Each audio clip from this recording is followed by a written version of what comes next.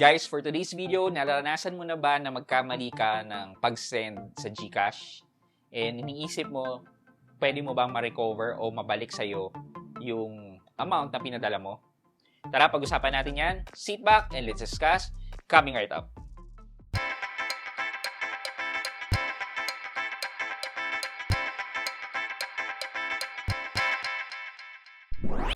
Hi guys, this is Pat and you're in Pat Quintos Review TV.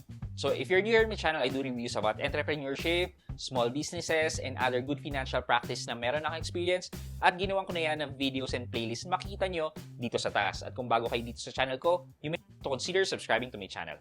So, na-wrong send ka, pwede bang ma-recover yon?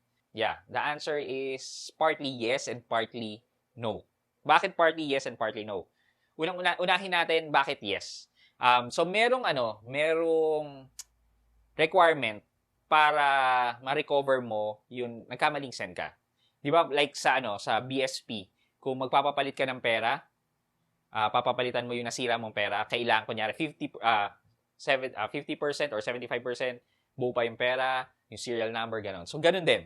So merong requirement si GCash para reverse yung mali mong send.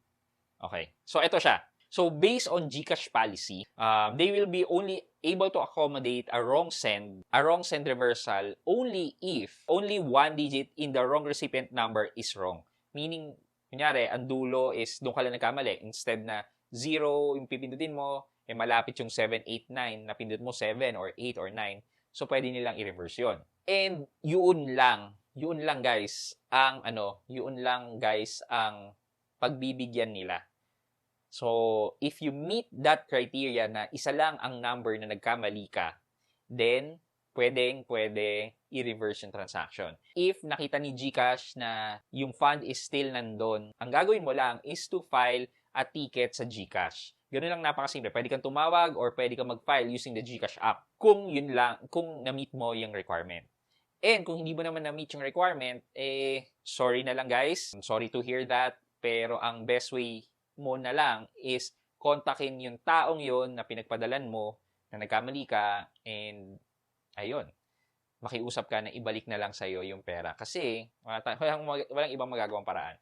And yun din ang suggestion ni GCash na kontakin mo na lang kung gano'n, nagkamali ka ng send. And kung mabait na tao siya, ibabalik naman niya yun. Yun lang ang magagawa nyo guys. If you have further question about that, you can call GCash hotline or file a ticket for any further clarification. So thank you for watching guys. I hope you like this video. Leave a thumbs up, and if not, problema dyan, but continue to support me by subscribing to my channel by clicking the subscribe button and also the bell button sa labing subscribe para makareceive kayo ng latest notification sa lahat ng upload ko. Again guys, this is Pat Quinto and you're in Pat Quintos Review TV. Bye-bye!